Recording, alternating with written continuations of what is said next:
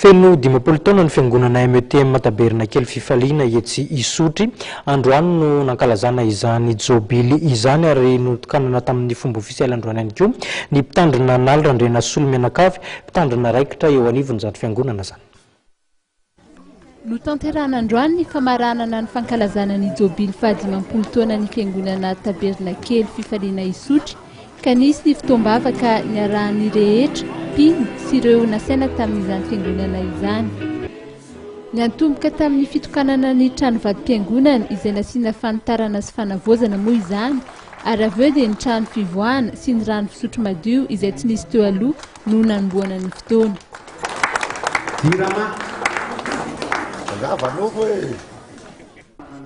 Marena fa tao anatin'izany fankalazana izany dia notokanana ihany koa ny mpitandrina Nalianta Randrinasolo izay ho mpitandrina raikitra n'ity fiangonana Tabernakel Fifaliana ity niaraka tamin'ny ankohonany izay niarahana tamin'ny komity foibe METM Synodapartany Antananarivo Atsimo.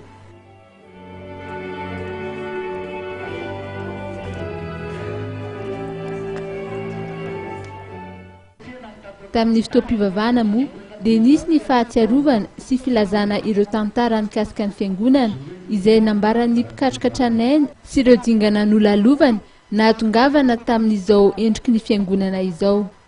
Ny nitarika ny fotoana moa dia ny pastora Ramandivy Arsan izay filohan'ny Synodapartany Antananarivo Atsimo ka maro ireo vahiny tonga nanotrona ity fankalazana ity avy amin'ireo Synodapartany avy isamparitra sy ny mpitandrina voalohany tamin'ity fiangonana ity. Isalovana ny asa sasa moa fa mba tsy hatry fotsiny fa 10 taona lasa zany izy no mitandrina voalohany 10 taona tiorina pasteur Nalianta Randrinasolo ndray no mandidy. Fa ny ampitsy kosa zany hoe ny alahady dia ny firaisan'ny fianakaviam-be ny Tabernakel Fifaliana iarahana amin'ny zanakam-pialezana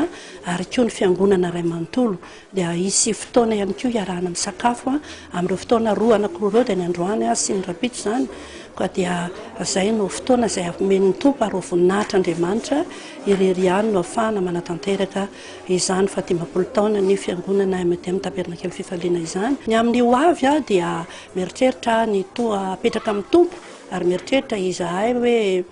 anatanteraka ny fanoloana ny dabilio rehetra eto amin'ny fiangonana satria fa 10 taona zao ny dabilio tsy ny solo ary ihany koa ny fanaovana ny tilikambo dia izany rehetra izany moa dia apetraka eo ambanin'ny fitarihan'ny fanamasin'Andriamanitra sy ny fahasoavana amin'ny Jesosy Kristy.